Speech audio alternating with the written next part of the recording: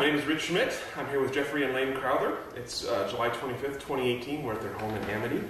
And we're going to start by asking you guys both, why wine? That's a good question. I think when we were dating, we fell in love with trying wine. And back in those days, this dates us a bit, it was things like Blue Nun and Matus and Lancers. And so that's where a lot of people our age started. And then unfortunately, Lane had a birthday, and I had a college professor that knew a lot about French wine. And I asked him for some suggestions, and he turned us on to this wine. He said, bring me $12. I bring him $12, which was a lot of money in those days to us. And I get this bottle of wine, I take it home. She prepares a nice meal, and I help a little bit. And we opened the wine, and we stopped eating. It was unbelievable. It was like an epiphany. And we remember it. 1966, Chateau La Lagune of Bordeaux. Kind of ruined our life. That ruined it. Ruined our entire life. It was expensive all the way up the hill. But, yeah. And after that, we started experimenting. I don't know, we got a little uppity. Yeah. We started experimenting with other wines and fell in love with Burgundy. And that's kind of how we wound up in Oregon eventually, is our love of Burgundy. But Geoffrey started making wine in our backyard in LA in 1988. And we had a crazy guy. We were part of a wine club. And this guy would drive up to Oregon, bring back everybody's cachet of grapes. And he didn't stop. He'd drive up, pick it up, drive back. And you're talking 16 hours each way. And then we would all go and collect our fruit. And then we would go home, and we had this stainless steel fermenter that we had built in the backyard. And I'd wash my feet, he'd carry me out and say, stomp. And that's how we... Bob Seger. Bob Seger? We had to have Bob Seger on. I needed some inspiration, but... Also Hollywood Hills. But, that's when... Well, our very first wine was Chardonnay. It was excellent because we were picking grapes at... Justin in... Paso Robles. See how it works. And it was the first time we'd ever picked grapes. And so we're picking, and we're looking and picking. And we're in a very ripe section, and the crew is coming through, and they ushered us out, sent us over to a brand new area because they weren't there yet.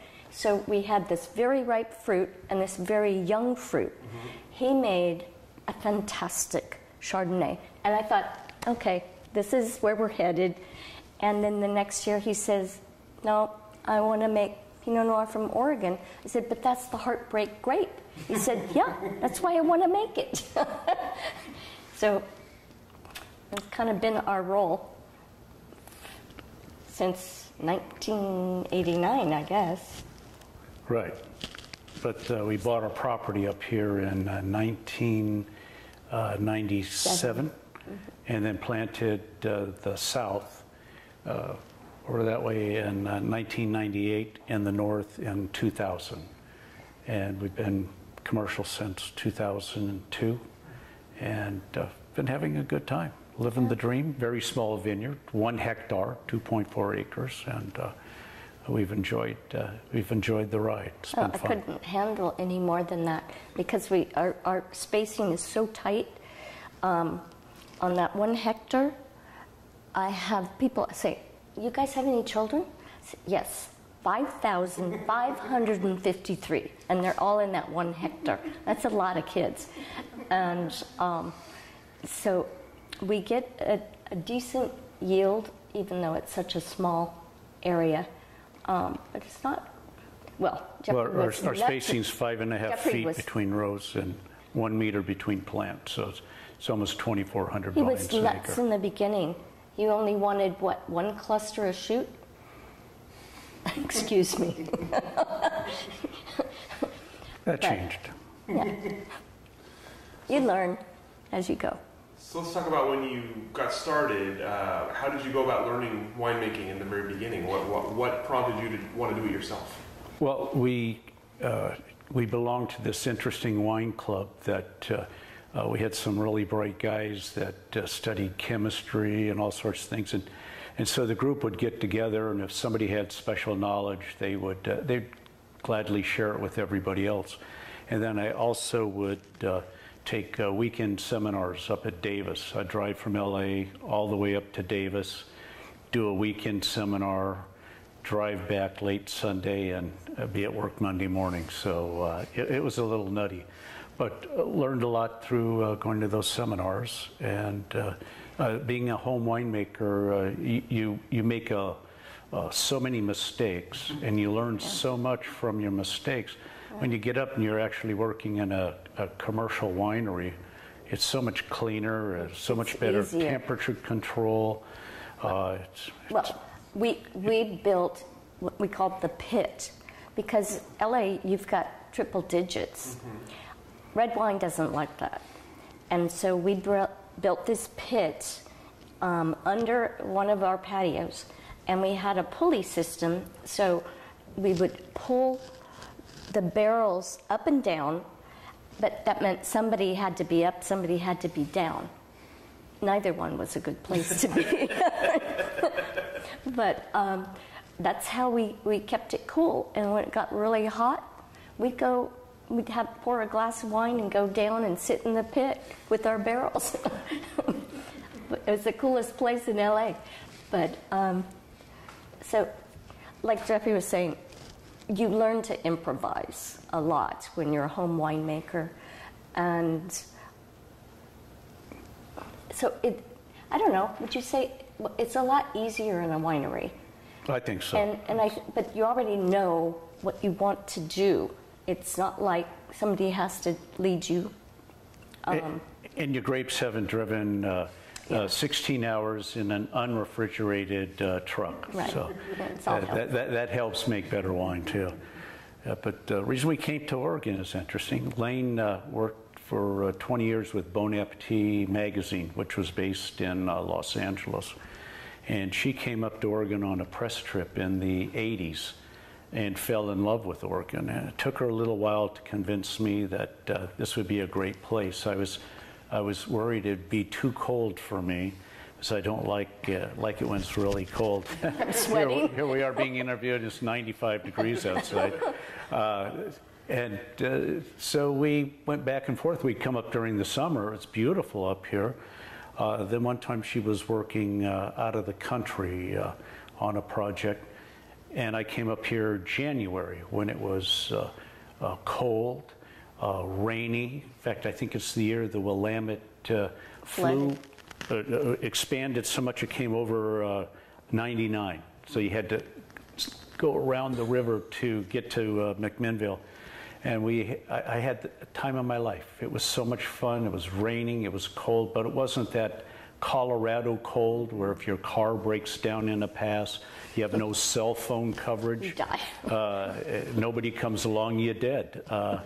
It wasn't that kind of cold. So we started looking for property. It took us a few years till we found this little place. 2.5 years.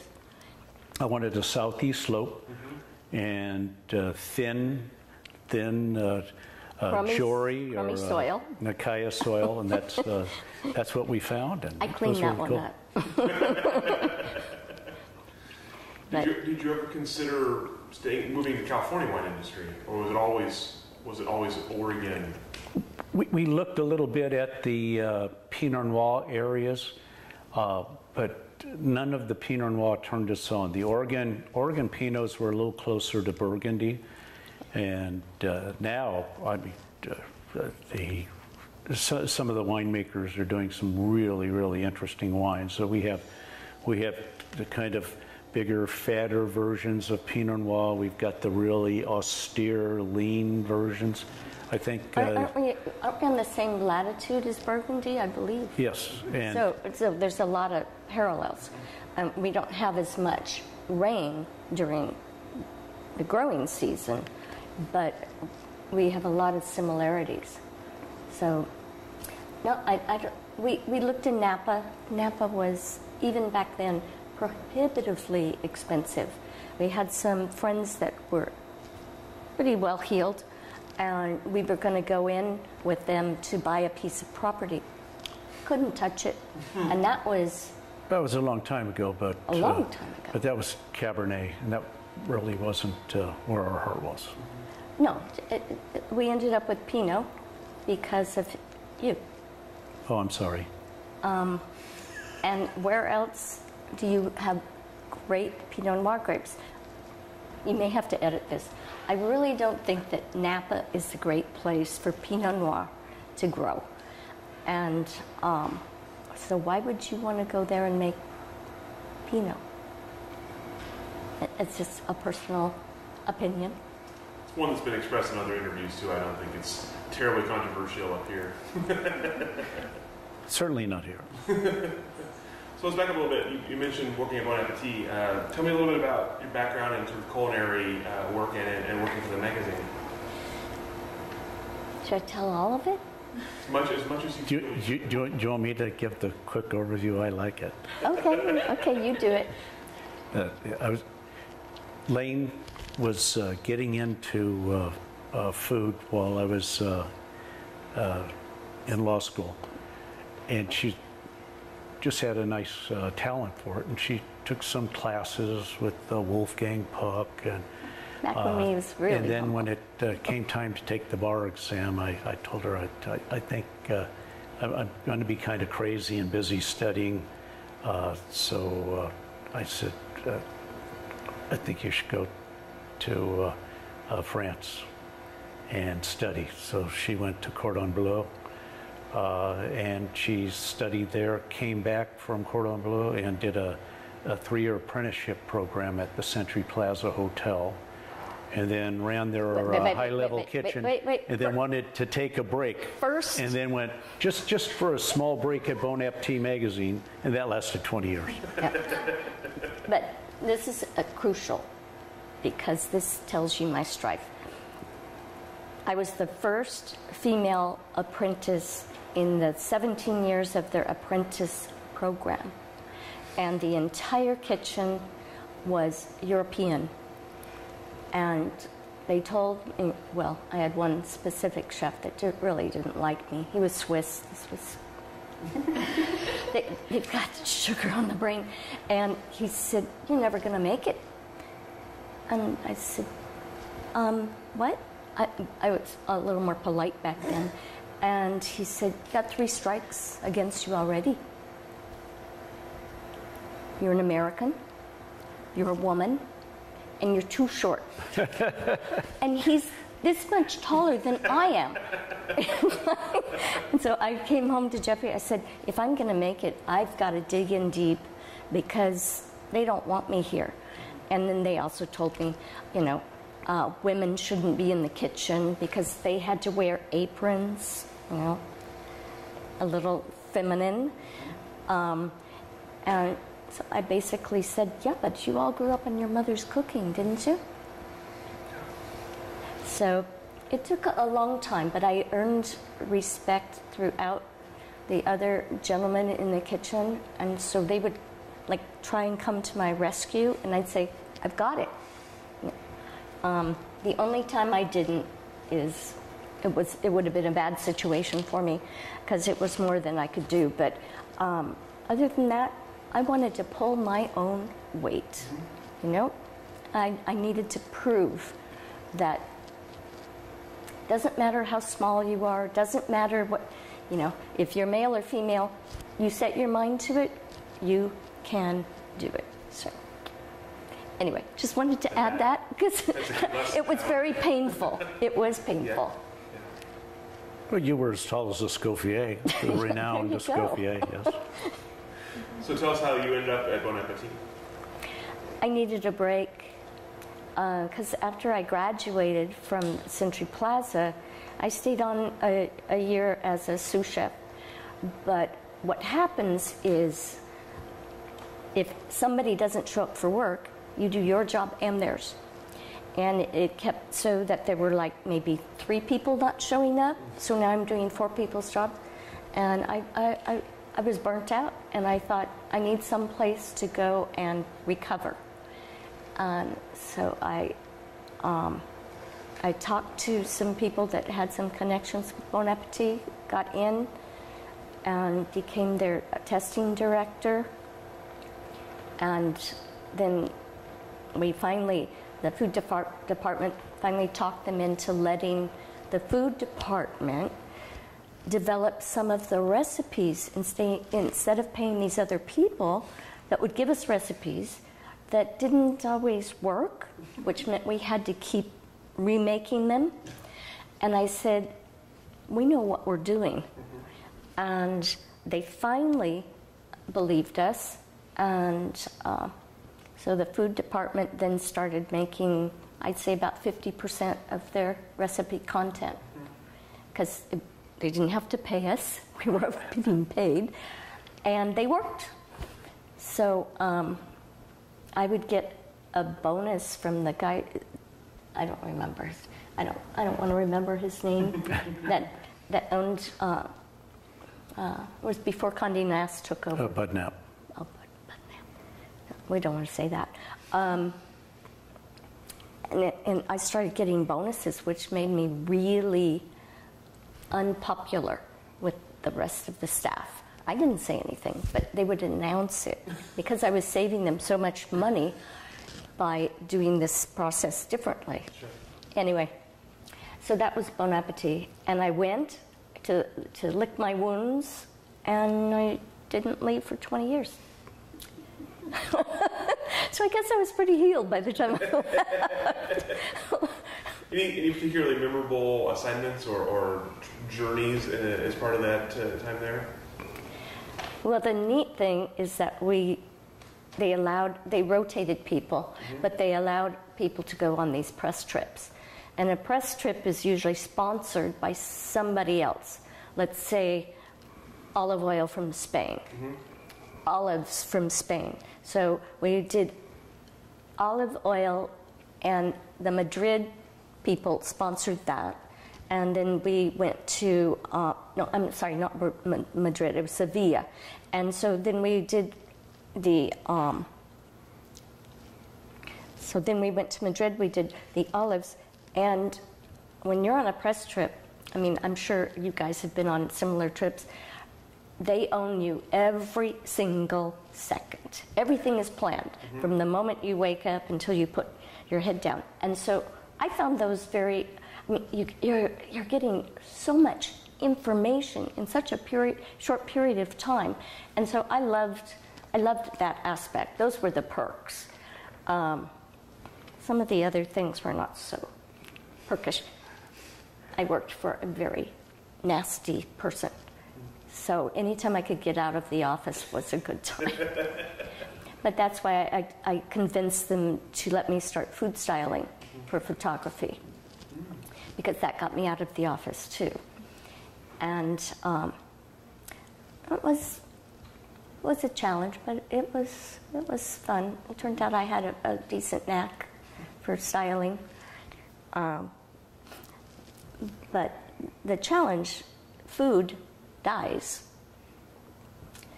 So, and it can take up to 8 hours before you get a shot. So it's, I would say to this photographer, take it. Just take one for me. Just take one shot that I can take back to the office. And then you can tweak with your lighting. You can do whatever you want. Just give me one. Sure. So I don't have to do it again. But, okay, that's my story. I'm done. So let's talk about when you decided on Oregon and you started searching for property and you found this place that started your construction. What were your initial impressions of the Oregon wine industry? Oh, they were small and it was new. Some of the pioneers had been here for a while, but when we first got here, there weren't that many wineries, and new people were coming in all of the time. It was amazing. It's erupted. Yep, 1998, 2000. Yeah. It was quite a small industry, and everybody knew everybody. I think we had just about every wine that was produced at that time would try the wine, stayed at every single B&B up here on our trips up here. Now they have B&Bs people tell us about. What? I've never heard of that one before. You should share with them the time when we were sitting at Dundee Bistro having an early supper with Dean Sandifer and that fellow from California. Oh, yeah. Dean Sandifer had a label here until the recession hit called Domaine Coteau. And a terrific guy. Most of the vineyards on this hill, as you drove up, were developed by Dean, and we spaced our vineyard according to his specs of 5.5 feet by a meter and 18 inches off the ground for the fruiting cane. So Dean was kind of like the Pied Piper up here for quite a while. And every time we came up on a trip, we would meet him. And one time we were at Dundee Bistro eating outside on a beautiful, beautiful summer evening. And there was a chap sitting next to us, a single, and he saw our wines out on the table, and we started chatting. And it turns out he was from Napa. Dean asked him a specific question about what he did with regard to his winemaking process in California. It was a specific question. And the guy hemmed and hawed and said, well, you know, I can't say because that's a trade secret. And Dean said, well, we don't have trade secrets up here. Everybody shares information. You make your own style of wine, but nobody has trade secrets and, you know, oh, I have some special knowledge I don't share with people. He said, so if you're thinking about coming up to this area, you have the wrong attitude. And I always thought that was so funny. I didn't realize that people had trade secrets in their winemaking, but turns out Napa, they do. That was pretty fascinating. He wanted to sit with us, but he was afraid that we would delve too deep. Yes. So. Spies from Oregon. Oh no, really. So I'm curious, you mentioned that the other vineyards in this hill were kind of all planted by Dean. Did you have a lot of neighbors making wine at that time? Were you kind of the first, or in the area, did you have a lot of initial wine contacts? Well, Dean was the first. And we were coming here to check on the property because of the house in front. And we were going by, and his car was there at his very first property. And Geoffrey said, I'm going to go talk to him. I said, honey, he doesn't know us from Adam. Let's not do this. And so Geoffrey said, I'm doing it. So he drives in, he introduces us. I have pencil and paper. And Geoffrey's questioning Dean about all this, you know, specific stuff. And I'm writing everything down. I mean, we had knowledge, but certainly not knowledge of this area. So he was our kind of our guiding Bible. We were curious about, you know, rootstocks and clones and things like that. So we eventually planted 5 different clones of Pinot on our little hectare. And we treat it as a field blend, so that we don't keep them separate. Just all goes in and gets co-fermented. That was kind of my idea. So, except I'm the master blender. Yeah, it is true. Sorry, it's true.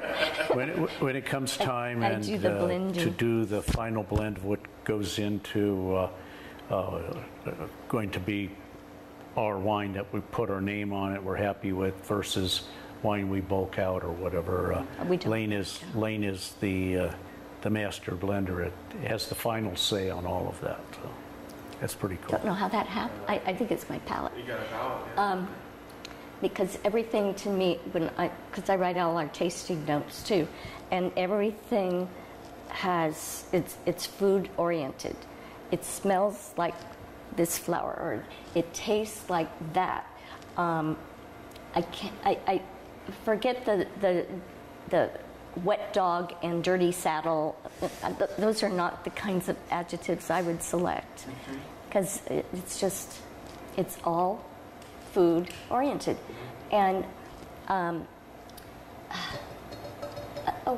forgetting his name, from Wildwood, the chef. Oh, yes. The chef from Wildwood, whose name's escaping me right now. Corey Schreiber. Corey Schreiber. There you go. He said, whatever grows together, goes together. And I thought, that's kind of hokey. But he's right, because we have a lot of lavender around here.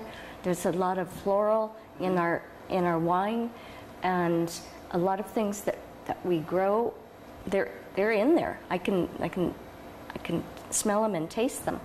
So I think I think that it's a little more Oregon specific than some other areas, because I think a lot of other areas, they're just vineyards. People don't live there. And we live in the vineyard, and I do think it makes a difference. So, I don't know. What do you think? Sounds reasonable. When we first got married, we said, we'll never leave California. And then we couldn't wait to escape. And now, when his parents are still in Central California, when we have to go see them, it's like, and we're driving, when we come back and we leave California and cross into the Oregon border, it's like, yay, we're home. Don't miss California at all. Not at all. Hot and smoggy. She lives at the beach. Yeah, so but she's California. that helps. Only half the time. The rest of the time she's in Hawaii, so she can't complain. So I'm curious, as you were planting a vineyard for the first time and kind of doing some of these things for the first time, what were some of the challenges you saw that maybe you weren't expecting when it came to planting or when it came to any aspect of the business? Driving a tractor? Yeah, driving a tractor was an adventure. Took me a while to figure it out, but once I did, it was great. He loves it. But he walked out of a courtroom, and the next day he was on a tractor. He's a quick learner, so that helps. But I think, for me, the toughest thing, because I was up here 2 years before Geoffrey came up, or moved up. The toughest thing for me is I felt I had to pick every single weed in that vineyard, or it was going to wreck my plant. And it's impossible. You need a crew. You cannot do it by yourself. You can't even, my poor mother, I solicited her, Mom, those Queen Anne's legs, they're poisonous. They cannot grow up into the cluster. We've got to get rid of them. So I think it was just, we came from different backgrounds, and we didn't, when you haven't been a farmer, you don't realize what is involved. It is full time. And Geoffrey kept saying, oh, we're retired. I said, I don't think so. This is not retirement. This is not how I saw retirement. This is like every day, all the time, as long as you can do it. And what happened for me is I have such a grand respect for those people that come out and work 8 hours every single day, because I can't do it. I physically cannot do it. And so we treat them with great respect. We thank them when they leave for the day. We tell them, great job. I want them to keep coming because we can't do it. Tried. Well, what we did do is we had a couple rows that we reserved for ourselves in the beginning. So we would have an appreciation for what everybody else is doing with the rest of the vineyard. We did. And those few rows, except for the hedging, were so we got so 3 difficult. plants. Hedging, no way. Yeah, there is a technique with the machete I found out, and I wasn't very good at it. So I'd use old-fashioned shears. I could do it that way, but with the machete, I wasn't very good. No, Lane was laughing. It was pretty hysterical. it was pretty fun. But honey, you didn't cut anything off. And the guys were laughing. They were having a good time too. It was like a comedy show, I'm sure. But That's it. And we've been doing this, and we're downscaling now. The vineyard is leased out to the gentleman who's making our wine for us now, Drew Voigt of Harper Voigt, and we still make a little bit of Pinot, and we're starting to Chardonnay. make Chardonnay starting in 15 again. Just a slight gap from 1988 to 2015. And there's a story to that. And I'm actually going to plant about a very small section of Chardonnay grapes. Again, and a little bit nutty, densely planted. And this time I'm not going to use rootstock. I'm going to go self-rooted. Which everybody tells him he's nuts. nuts. I figure, given our age and stuff, if we get Phylloxera in 40 years, we won't be here to see it. So. So what prompted the Chardonnay? Chardonnay was prompted by the people, the Frenchmen who came in and consulted with Evening Land. I tasted the Chardonnays up here. Well, they were nice, but they were okay. It didn't compare to anything I would have from France. And of course, France had their terroir, that lovely soil. You're talking about Chardonnay, why you recommend the Chardonnay? Yes, because I was tasting this great French white from Meursault and Chablis, and of course the French are saying that it's their terroir, it's the limestone, and then the French consultant comes into Evening Land, and suddenly he's making this fabulous Chardonnay. And again, no secrets up here. They would have it in barrel for a year on lees, and then spend 6 months in stainless steel. And wow, what an incredible wine that is. So, well, our 15 tasted more like Meursault than anything we had tasted in Oregon. So it reignited his love. Right. Other than this new technique, and as Drew Voigt says, and it's rather humorous, said, we thought it was all the limestone, and it turns out it was the stainless steel. So I've fallen in love with the Chardonnay up here now too. So it's great, and there's more and more of it being made with that technique now of the oak, then followed up with the stainless steel. Yeah. So tell us about the name Toluca Lane. Oh. Well, it involves drinking. So, we were with some friends, and my wife's name is Lane, so I said it has to have Lane's name in it. Don't know why. So people said, okay, and we were going around. I came up with some really stupid ideas. Oh, and awful. And they were embarrassing. Yeah, some really bad ideas. And we were with people, we were drinking all this Oregon Pinot Noir and bouncing names around. And we're sitting in this beautiful home of our friends down in Toluca Lane, California. And somebody said, how about Toluca Lane? And it was just like a little light bulb went off. Lane's eyebrows raised. I said, can I borrow your computer? I went in, looked up Toluca Lane. The next morning I was talking to the lawyer saying, this is the name. Yeah. I love this name. So that's how we did that. But it worked out really well because Toluca Lake is a very affluent neighborhood, and so we had a built-in.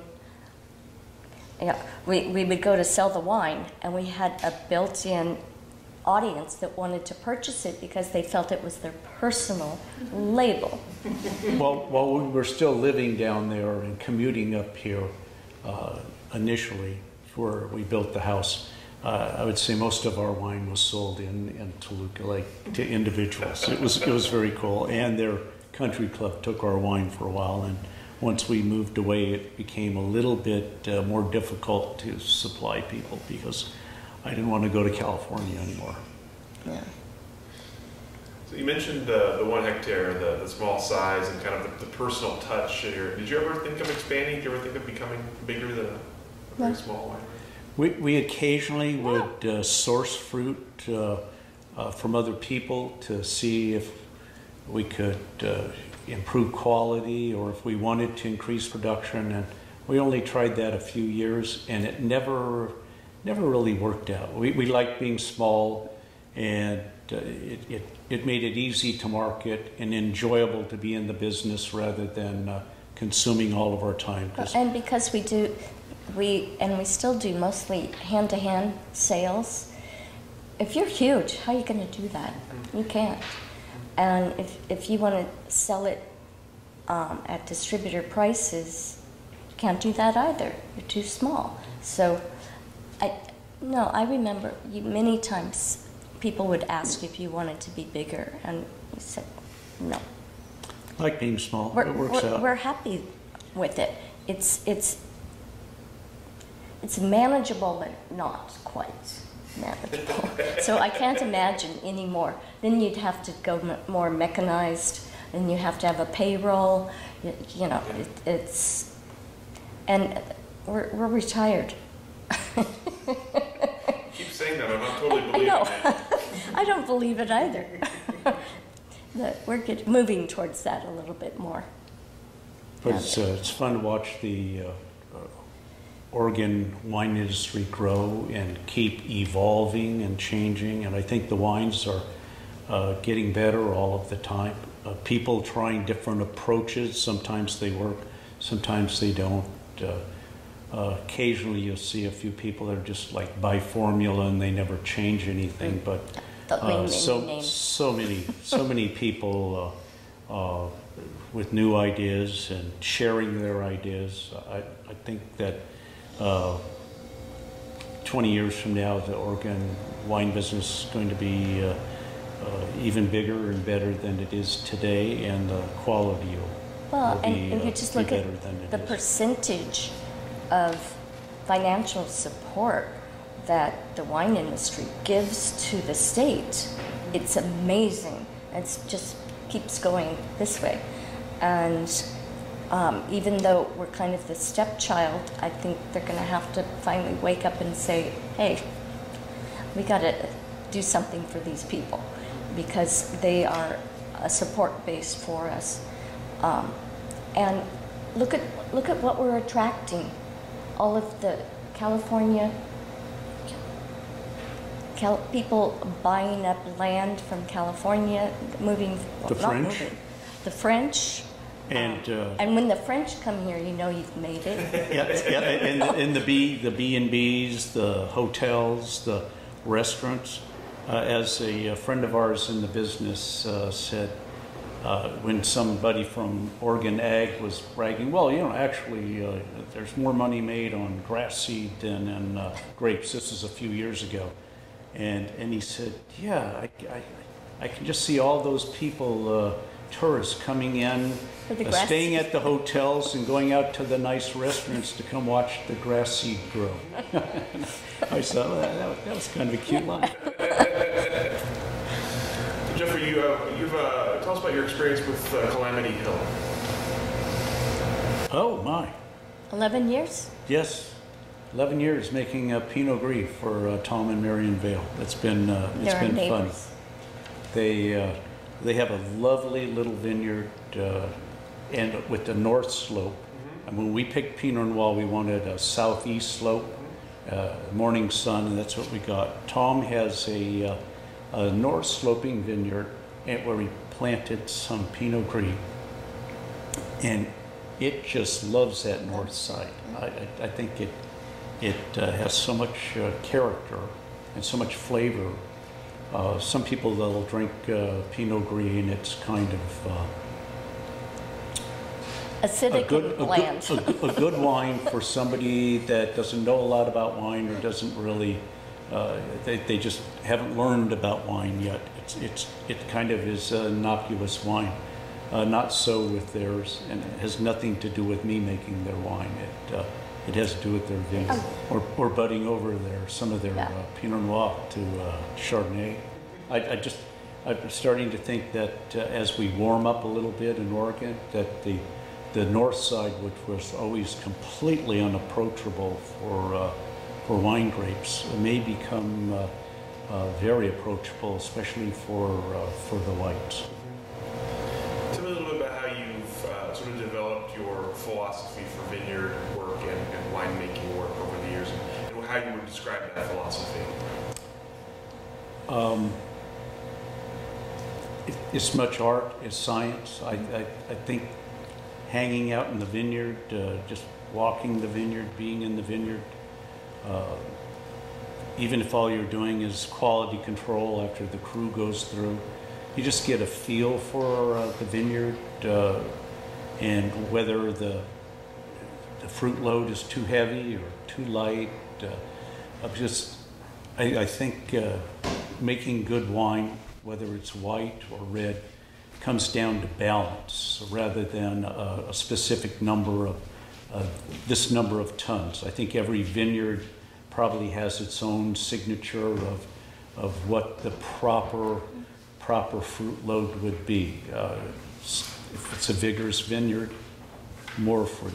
If it's a very, very light vineyard, and you certainly don't want to have too much fruit hanging. So we've noticed over the years that adjusting for vigor and getting a good balance, and I don't think there's a formula for that. It just comes from hanging out in the vineyard. It's because every year is different. I mean, so different. You can say, well, yes, 05, 07, kind of similar, but they were different. And so I think what you've learned is you just go with the flow. You don't try to direct the vineyard. You try and listen to it. You know, okay, this year is this year's really hot, so the vineyard's going to be so much different, and the fruit's different, and the fruit set's different. And we've got some really beautiful clusters, and then we've got some little tiny clusters. And Drew and I, when we walk the vineyard now, looking for the pick, it's so interesting. I don't know what he's done in the past, but he's kind of adopted here in our little vineyard. I basically, as we start to get ripe, I'll maybe run bricks one time, just to see where I'm at. And then after that, it's just walking along, looking, tasting. Taste. And it's the weirdest thing, because you're walking along one day and you're tasting the grapes, and they're just not there. Not special. And then you walk out there one day and you taste the grapes, and my God, it's like suddenly there's flavor that wasn't there yesterday. It's amazing, and then you start organizing the pick after that, and that's what I was talking kind of about. how we're doing it. Listen to the vineyard. It tells you, I'm ready. you don't need, to have a science degree to know that. Although it does tell you. My wife tends to want to pick so that we don't have to worry. She's the worrier in the family, and I'm the tender. Well, let's let it hang. Oh yeah. So it gets funny. It gets funny sometimes during pick decision time. But when I can tell when they're ready, when they're really ready. I mean, it's like take it or you lose it. There you go. Then Lane and I, when we were making the wine, Drew's making the wine now, but when we were making the wine, we were very minimalistic in in the wine approach. You get the clean fruit in, handle it as gently as possible, and we would go into barrel dirty in the old days, where we'd have a lot of leaves, and that's kind of a risky way to do it, but some incredible barrels of wine came out of that. We were tasting some of our 06. We don't have any more anymore, but we have to go to friends. We have some friends that still have some of our wine, and they served us some of our old Reserve 2006, and it was like, wow, I never thought it would last that long. It was. Oh, we did a vertical, and we had some years, some vintages, and these other friends that we invited had they filled in the vintages we didn't have, and everybody said, we know it's going to be the 08 that comes out on top. And it was unanimous around the table, 06, 06, 06, 06. I think that's another interesting thing. I think Orkin Pinots last a lot longer than most people think. We always are shortchanging it. Geoffrey's saying 5 years, but we have something, that's 12 years old, and it tastes great. So I think it's the vineyard, and of course the way it's made and handled, babied. Well, and remember 06 was a big year. I mean, a little higher alcohol, a little more of that. Everybody called it California style, although it sure tasted like Oregon. But it was a big wine, and I never thought it'd last past 5 years. But you think the fruit's going to fall off and the alcohol's going to, and it didn't. Nope. It's still hanging in there after all these years, pretty well. I know. Who do we know that still has some? There you go. Tom Vale. Tom Vale. So say nice things about his Pinot Noir. You might be able to horse trade for some of our wine. I haven't had his Pinot Noir in a long time. I need to try it again. Then do we do the Disney ending? That's all, folks? Unless you have anything else. A couple more questions for you, and then we'll get out of here. I'm curious, the relationship with Drew and the decision to lease and let him make wine, how did that come about? Well, we were at a Dami barrel tasting, and everybody brought a little bit of their wine to share with other people. And Drew, who was, I think, at Domaine Serene and still consulting with them as he was going to Shea, he tasted our 08 and later sought us out when he was getting ready to leave Shea and go out on his own and said, I'd like to make your wine. And over a course of a couple of meetings and drinking wine, I told Lane, I said, I know I'm giving up the winemaking at some point in time. Too early. And I really respected what Drew had done at Domaine Serene and at Shea. It wasn't a hard decision, and he's been doing a fabulous job with the vineyard and making wine from it. So it's been fun. And we won't tell them about the hours of arguing. Oh, between us? Oh yeah.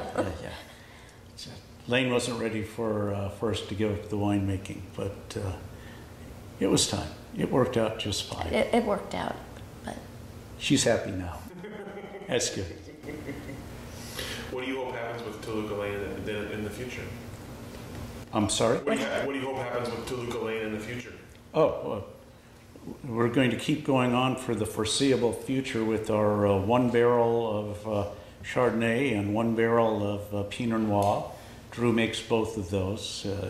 We're involved, but he's well, and we have an baby. Annual Solstice event where we invite all of our special customers because and friends. They're special and they've become friends. So that's the closest Saturday to the solstice, and Lane puts out an incredible food table, and we pour wine, and I it's do food for a heck of a party. each wine. And we have a great time. And they really seem to appreciate it. And a lot of wine goes up that driveway. So it works. And then whatever's left is for us.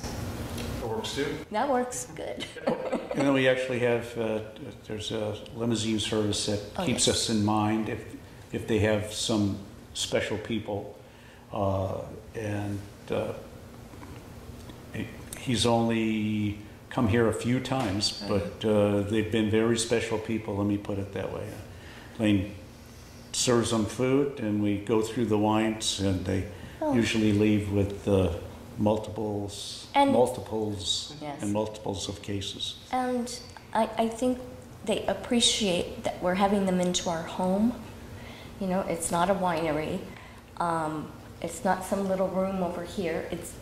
They're in our home. Well, in the vineyard, And in the vineyard. It's not like they go down to Safeway and can buy the wine. So. Right. So they say, "Oh, where can we get it?" We said, "You're looking at it." Single point of sale. What advice would you have for someone who wanted to enter the Oregon wine industry today? Wanted to get into the industry?